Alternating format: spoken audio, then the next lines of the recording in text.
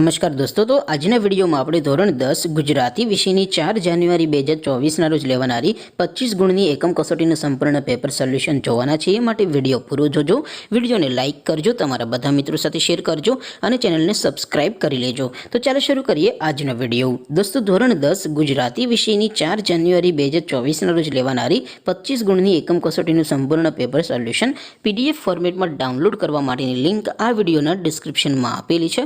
તેના પર ક્લિક કરીને તમે સંપૂર્ણ પેપર સોલ્યુશનની પીડીએફને સૌથી પહેલા ડાઉનલોડ કરી શકો છો।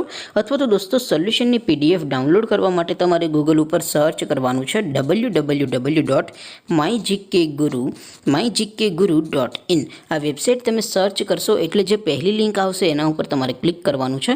જેવું ક્લિક કરશો એટલે સોલ્યુશન માટેની mygkguru.in આ વેબસાઇટ ઓપન થઈ જશે। વેબસાઇટ ઓપન થયા પછી તમે સ્ક્રોલ કરીને થોડાક નીચે જશો તો ત્યાં તમને એકમ કસોટીના સોલ્યુશન માટેના ધોરણ વાઇઝ લીલા રંગના બોક્સ જોવા મળશે। દોસ્તો, અહીંથી તમે કોઈ પણ ધોરણની બધા જ વિષયોની એકમ કસોટીના ક્વેશ્ચન પેપર અને તેના સંપૂર્ણ પેપર સોલ્યુશનની પીડીએફને સૌથી પહેલાં ડાઉનલોડ કરી શકો છો। જેમ કે દોસ્તો, અત્યારે હું ધોરણ 10 માટે STD 10 વાળા બોક્સ ઉપર ક્લિક કરીશ। જેવું ક્લિક કરશો એટલે નવું પેજ ઓપન થશે।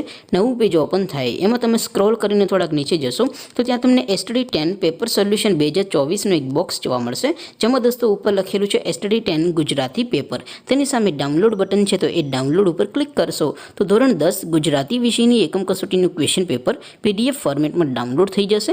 તેની નીચે લખેલું છે STD 10 ગુજરાતી સોલ્યુશન, તેની સામે પણ ડાઉનલોડ બટન છે, તો એ ડાઉનલોડ ઉપર ક્લિક કરશો તો ધોરણ 10 ગુજરાતી વિષયની એકમ કસોટીનું સંપૂર્ણ પેપર સોલ્યુશન પીડીએફ ફોર્મેટમાં ડાઉનલોડ થઈ જશે। તો દોસ્તો, આવી રીતે તમે ધોરણ 10ના બધા વિષયોની એકમ કસોટીના ક્વેશ્ચન પેપર અને તેના સંપૂર્ણ પેપર સોલ્યુશનની પીડીએફને www.mygkguru.in આ વેબસાઇટ પરથી ડાઉનલોડ કરી શકો છો।